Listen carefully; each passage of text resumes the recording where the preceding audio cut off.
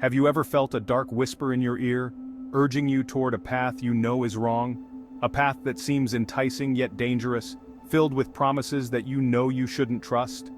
This is the age-old question of temptation, often personified in the figure of Satan, the ultimate deceiver. Throughout history, Satan has been intricately woven into the fabric of human understanding, representing the ever-present potential for evil that resides within us all. From ancient texts to modern interpretations, his image has evolved but his essence remains the same. But what is Satan's influence exactly? How does it manifest in our daily lives and decisions? Is it a literal force compelling us to sin, an external entity pushing us toward wrongdoing? Or is it a metaphorical representation of our own base desires, the darker aspects of our psyche that we struggle to control? This essay will explore the complex relationship between Satan's influence and human nature, examining how this concept has shaped our understanding of good, evil, and the choices we make. By delving into various cultural and historical perspectives, we aim to uncover the layers of meaning behind this enigmatic figure.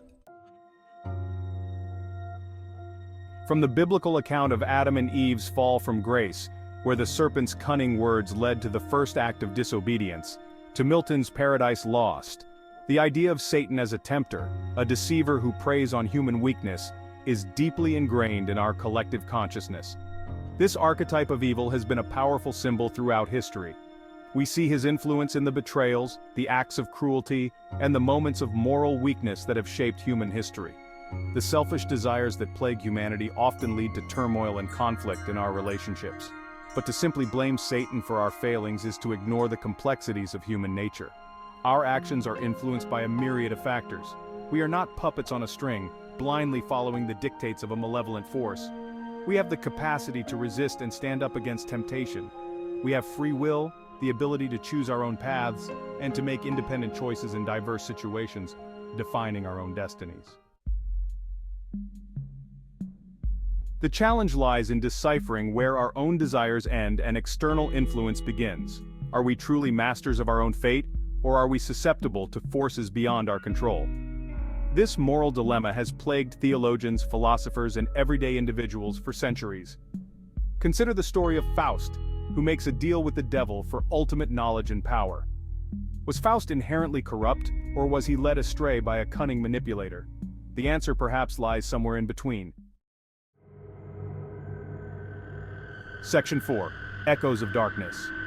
We see echoes of this struggle in our own lives, manifesting in various forms and situations.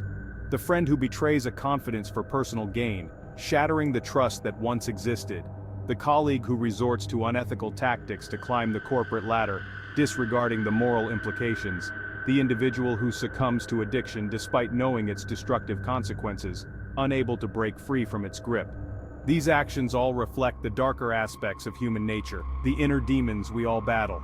But it's important to remember that for every act of darkness, there is a counterbalance. There is an equal and opposite act of light, shining through the shadows.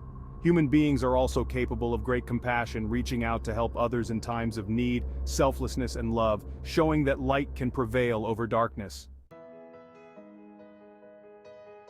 Section 5. A choice to make.